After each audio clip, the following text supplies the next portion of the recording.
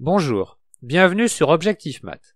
Dans cet exercice, on se donne A un réel et on demande de développer l'expression cosinus de 5 fois A. Vous devriez maintenant mettre la vidéo sur pause et chercher à résoudre l'exercice par vous-même.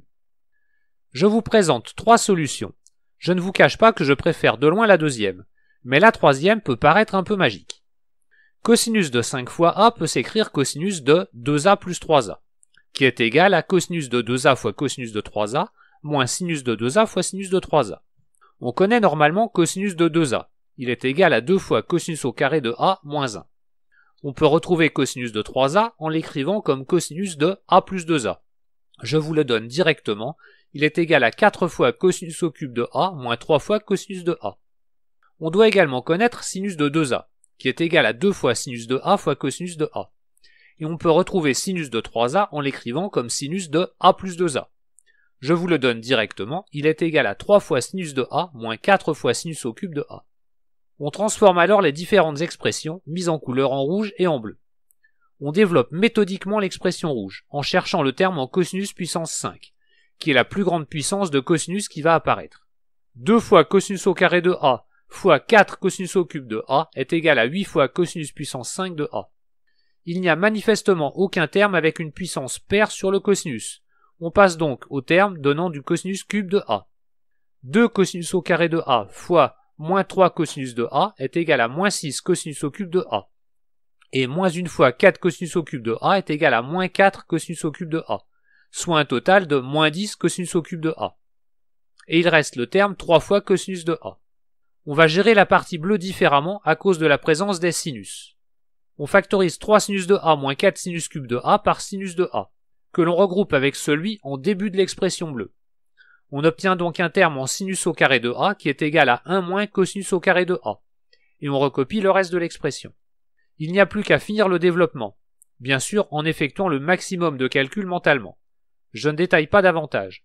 Cosinus de 5A est égal à 16 fois cosinus exposant 5 de A, moins 20 fois cosinus au cube de A, plus 5 fois cosinus de A. Voici une deuxième solution qui va utiliser les nombres complexes. On va délinéariser cosinus de 5a en l'écrivant comme la partie réelle de exponentielle de 5ia. Grâce à la formule de Demoivre, on peut l'écrire partie réelle de exponentielle de ia exposant 5.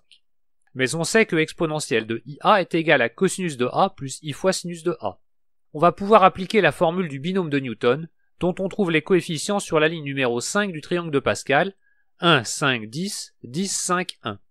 Le premier terme, cosinus puissance 5 de A, est réel.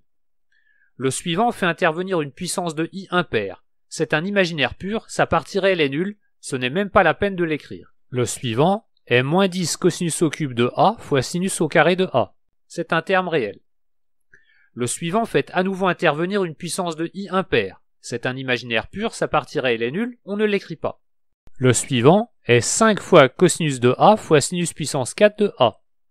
Enfin, le dernier est un imaginaire pur, sa partie réelle est nulle. On remplace alors sinus au carré de A par 1 moins cosinus au carré de A. Et un calcul méthodique permet de retrouver cosinus de 5A égale à 16 cosinus puissance 5 de A, moins 20 cosinus au cube de A, plus 5 cosinus de A. Voici enfin une troisième solution qui utilise les polynômes de Tchebychev. Il s'agit d'une suite de polynômes définis par récurrence en posant T110 égale 1, T110 1 égale x, et vérifiant la relation de récurrence T110 n plus 1 égale à 2x fois T110 n moins T110 n moins 1. Je ne détaille pas les calculs, chaque polynôme peut être calculé en une ligne avec un calcul méthodique. On obtient T110 2 égale à 2x au carré moins 1, T110 3 égale 4x au cube moins 3x, T110 4 égale à 8x exposant 4 moins 8x au carré plus 1, T110 5 égale 16x puissance 5 moins 20x au cube plus 5x. Ce qui redonne cosinus de 5a égale à 16 cosinus puissance 5 de a, moins 20 cosinus au cube de a, plus 5 fois cosinus de a. Bien évidemment, il y a une raison à tout ça.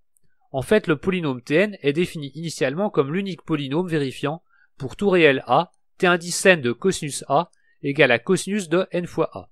Et la formule de récurrence s'obtient en calculant cosinus de n plus 1 fois a plus cosinus de n moins 1 fois a, qui grâce aux formules de transformation de somme en produit, est égal à 2 fois cosinus de A fois cosinus de NA. Et voici une quatrième solution surprise, qui utilise le logiciel de calcul formel Maxima, qui est un logiciel libre et peut donc être utilisé gratuitement. On commence par définir l'expression f comme étant égale à cosinus de 5 fois a, dont on force le développement avec la commande trig_expand. La commande expand n'est pas suffisante. On peut s'apercevoir que Maxima nous retourne une expression que l'on avait trouvée au cours de la délinéarisation.